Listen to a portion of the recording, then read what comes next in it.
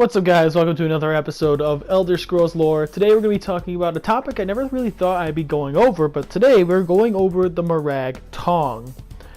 Now, let's just jump right into it. This is one thing that I didn't actually know a lot going into, and I'm pretty happy I did, and I want to see how you guys think about it. So here we go.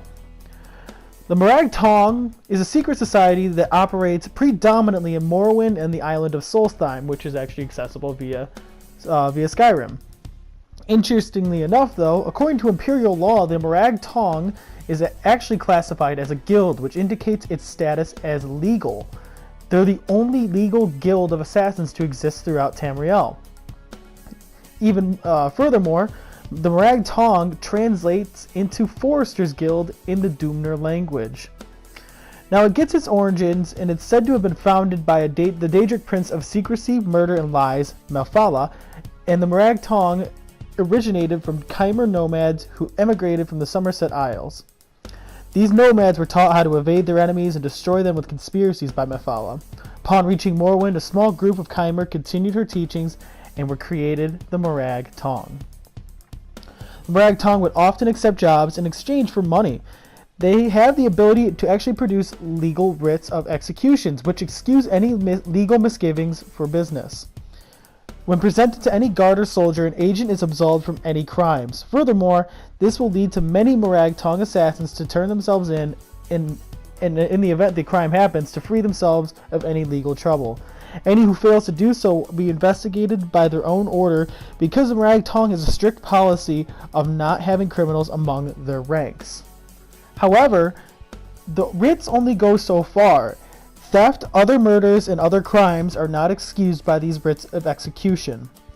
The first murder ever recorded by the guild was that of Potentate Versidu Shea in 324 of the Second Era, who we actually covered in another video, a previous video, about the Riemann Dynasty. The words Morag Tong were actually painted with Verisidu's own blood on the walls of the room he was killed in. The Morag Tong holds regard to a strict set of internal laws. Their intent is to prevent massive bloodshed with selective, calculated killings. That was their goal. However, early on in their history, a splinter group broke off the guild and became the Dark Brotherhood. They became obsessed with death, basically becoming a death cult, and they began worshipping Sithis instead of Malfala. They also made the Night Mother their matron, who was a loyal servant to Sithis, and they were no longer motivated by altruism or fortune, and would frequently abduct innocents and use them as a sacrifice to Sithis. Outside the guild, people consider them more of an enterprise for revenge. This is because the Doomner have abandoned the Daedra worship, but the guild does not. The guild holds tradition close to its core and takes traditional Dumeri laws very seriously. Morrowind is the only Imperial province that recognizes them as a legal organization. However, this does not protect outside targets, and agents will travel all over Tamriel to find their targets. They have an extensive network outside Morrowind. However, it's under consistent threat from the Dark Brotherhood, who hold a monopoly over illegal assassinations throughout Tamriel, and they also conduct continuous manhunts against Morag Tong agents and its network.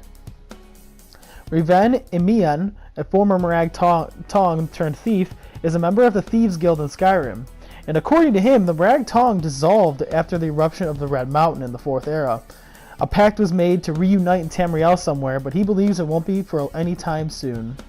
Despite this, it is actually possible to encounter Morag Tong agents in Solstheim in the Elder Scrolls V Skyrim, suggesting that they have reformed somewhere between the Red Year and 201 of the Fourth Era. In the Elder Scrolls III Morrowind, it is revealed that the Morag Tong have bases in the cities of Balmora, Aldrune, Vivec, and Sidrith Mora. In the Elder Scrolls V, The Last Dragonborn, as stated earlier, you may be able to encounter some Morag Tong agents if they're a member of the Dark Brotherhood. A writ of execution can be found on their corpses when you kill them, and it has your name written on it, and they state the fact that you're a member of an illegal organization, aka the Dark Brotherhood.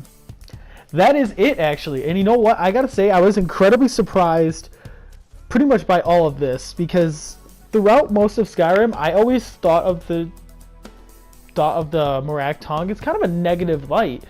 It wasn't that I hated them, but I didn't play Elder Scrolls 3 Morrowind where you can actually become a member of the Morag Tong. I actually didn't play that, I didn't play Oblivion.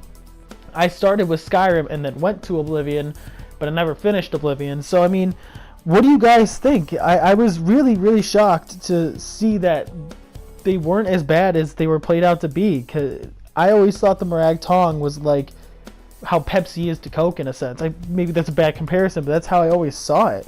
And I gotta say, after doing this video, I hold a good deal of respect for the Morag Tong, considering they try to conduct their business legitimately, and they go through the process of trying to do things legally, and they hunt down their own just to make sure that they aren't criminals and that they try to do things the right way.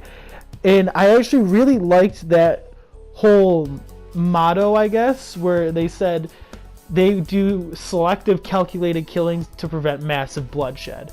That was pretty, that hit me a lot different than when I see things. And, you know, the Dark Brotherhood is arguably one of the best quest lines you could play in the Elder Scrolls V Skyrim, and to see kind of a different way of it through the Morag Tong's eyes, the Dark Brotherhood really are a bunch of criminals, and you kind of feel for the Dark Brotherhood in Skyrim because they get destroyed basically, and you have to rebuild them from the ground up. But in a sense, they are kind of a death cult, as they state.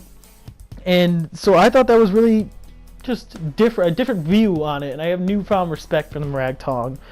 How do you guys feel about the Morag Tong? Do you hate them or do you like them? Do you prefer them or not? Let me know in the comments below. I hope you guys enjoyed this, and if you have any suggestions on other Elder Scrolls lore I should cover, please let me know. I have a lot of fun doing these quest lines, and I hope you guys enjoyed them. Peace.